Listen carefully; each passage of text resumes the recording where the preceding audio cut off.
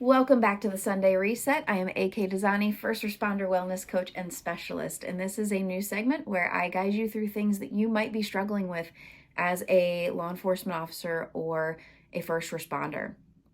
And this week, I really just need you to know that it's not in your head. The buildup of the chronic stress that you're feeling, the traumatic events that you've experienced or witnessed or things that have happened to you are not in your head. They live in your body. They're in your fidgety hands. They're in that lump in your throat when you try to talk about it without using dark humor. They're in your gut when you feel like it might happen again. They're in that tightness in your chest that sometimes just won't go away. Trauma and stress live in your body.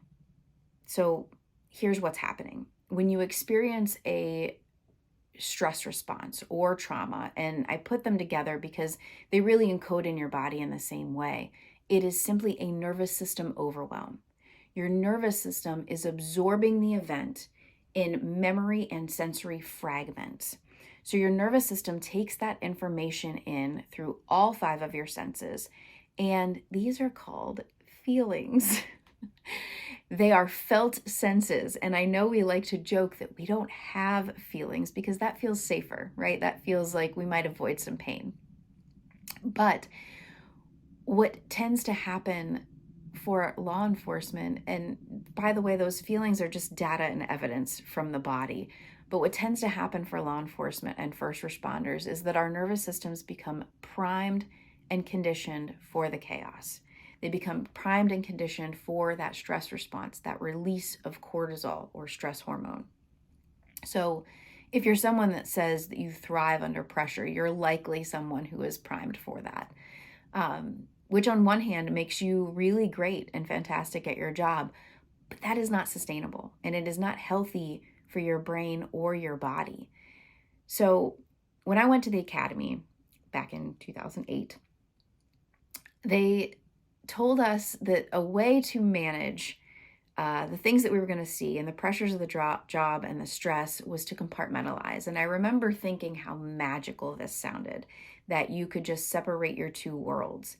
But what I have learned time and time again with myself and my clients is that you are one whole human with one whole human experience, and you cannot sustain a fragmented life. Compartmentalizing is going to save your life on a shift. Don't get me wrong. There's no denying that. Leaving home at home and leaving work at work is going to make you more tactically sound on a call and when the stuff hits the fan. But it is not a lifestyle or a way to manage trauma or the buildup of chronic stress.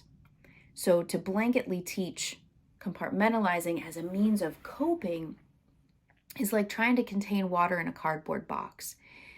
It might contain it for a while, but it's eventually going to leak out, and eventually the box is going to crumble.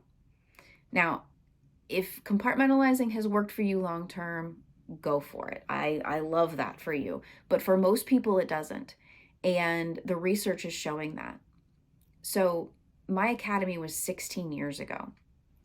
And the amount of research that's been done on trauma and stress and how it affects the body as well as the brain has come a long way in that amount of time. And it's shown us so many new and different things. And some of these old school tactics, and I'm not upset with the old school tactics because they did the best they could with the information that they had in that time. And they were revolutionary when they came out.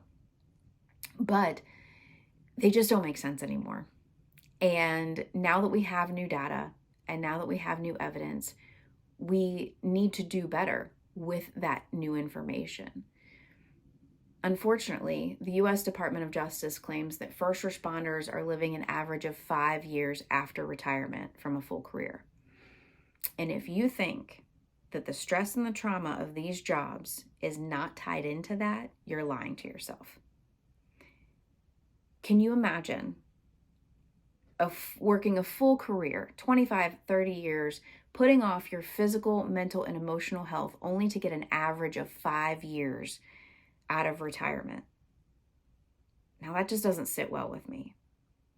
So I highly encourage you to tackle these issues, your physical, your mental, your emotional health.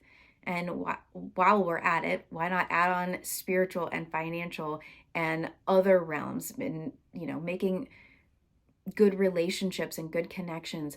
All of these things matter. All of these things come back to our physical health. We have to be proactive. Your life is worth it. Please consider taking better care of yourself, because I want you to have a whole lot more than 5 years out of your retirement. I'll catch you next week. Be well and stay safe.